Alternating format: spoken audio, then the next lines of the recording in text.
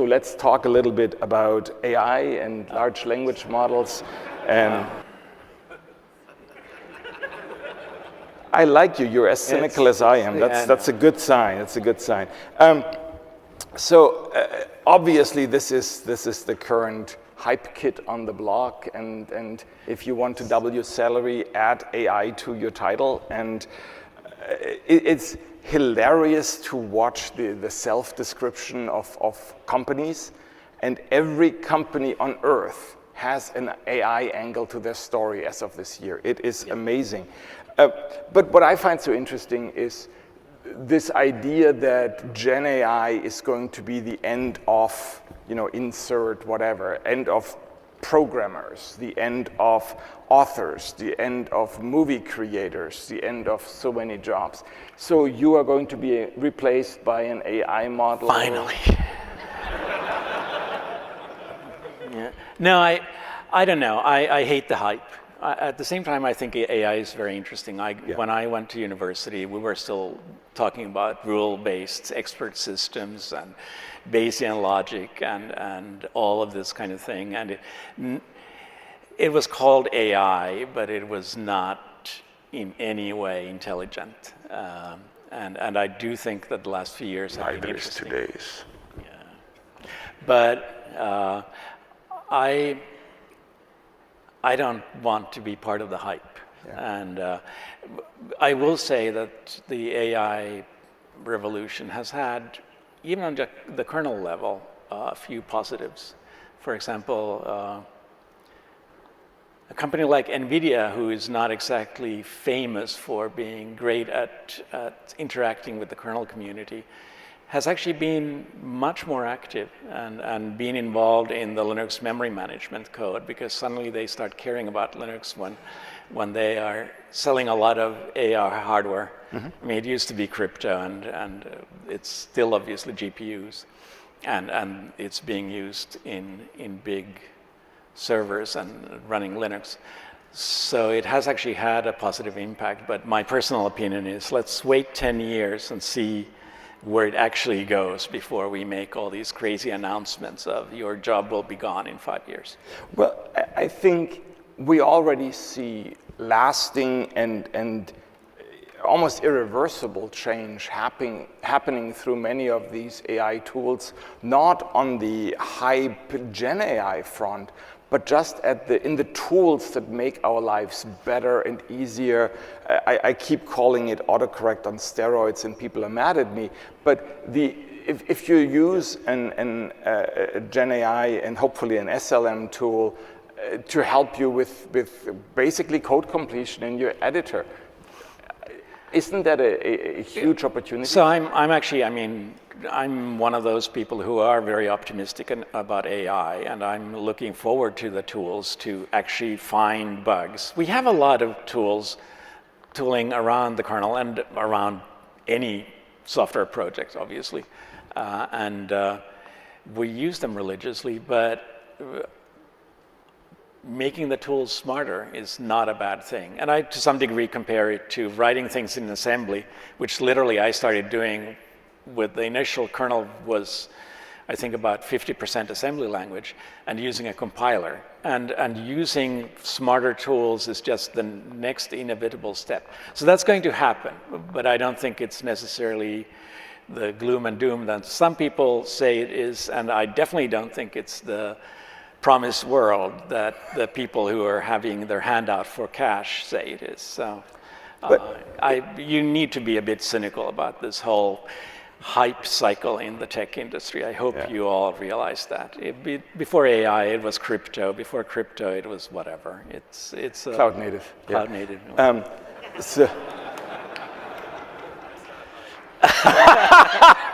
There's a loud voice in the front, that's not hype. Okay. I mean, the hype, there's always like a grain of reality behind it, but you need to be careful about all the BS around that grain. You can't say BS. So the beautiful science is what he meant. Yes. I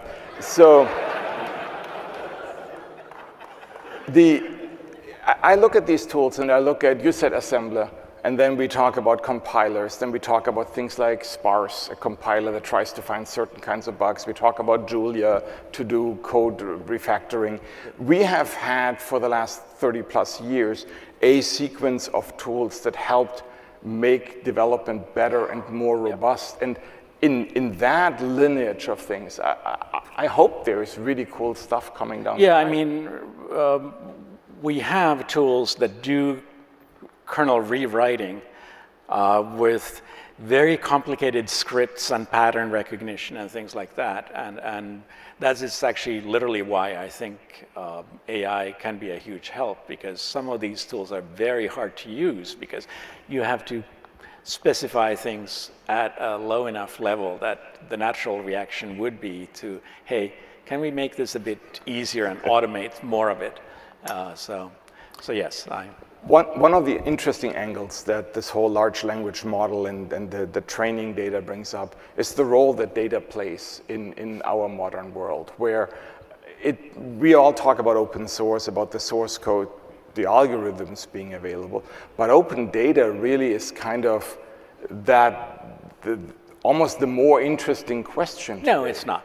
Well, I mean, it's not to me, and actually, I'd like to clarify that, I mean, the LF obviously has open data projects, and to other people it's more interesting. And that is, I think, for me, the point of open source is that different people are interested in different things. And I was always interested in the low-level nitty-gritty of how the CPU actually works, which is why I'm working on the kernel still.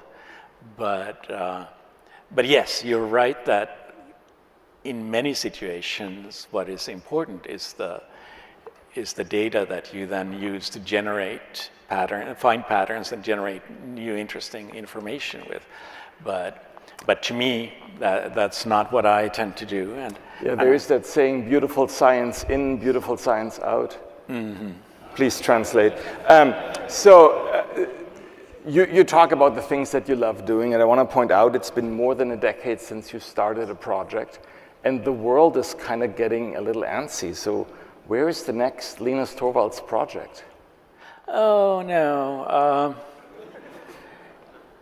I hope it never happens. And I say that because every single project I've started has always started from me being frustrated with other people being incompetent. Or money grubbing, right? So the reason I started doing Linux was that I couldn't afford the real thing, right? And I said, how hard can it be? And it turns out it can be pretty hard, because here I am 33 years later and still working on it. But I made the same mistake then, it's 20 years ago, when I said, hey, I really don't think source control management is very interesting. And all these people before me, they clearly gotten it completely wrong. So I need to do my own. How hard can it be? And I'm actually hoping to never be in that situation again, that there will be somebody else who comes and solves my problems. And I have to say, I don't have any huge problems. Linux, for me, solved all the problems I had way back in 92, maybe 93. If it wasn't for the fact that others came around and said, hey, I need this, I would not have continued. So while my projects start with something that I need, the things that actually keep them going is then the fact that, hey, this is actually useful to other people, because if it's only something for me, it's not really interesting in the long run. So unfortunately, we're out of time. I had a lot more fun questions. I guess I will have to ask you those in Hong Kong. But for Seattle, thanks everyone. I hope this was fun.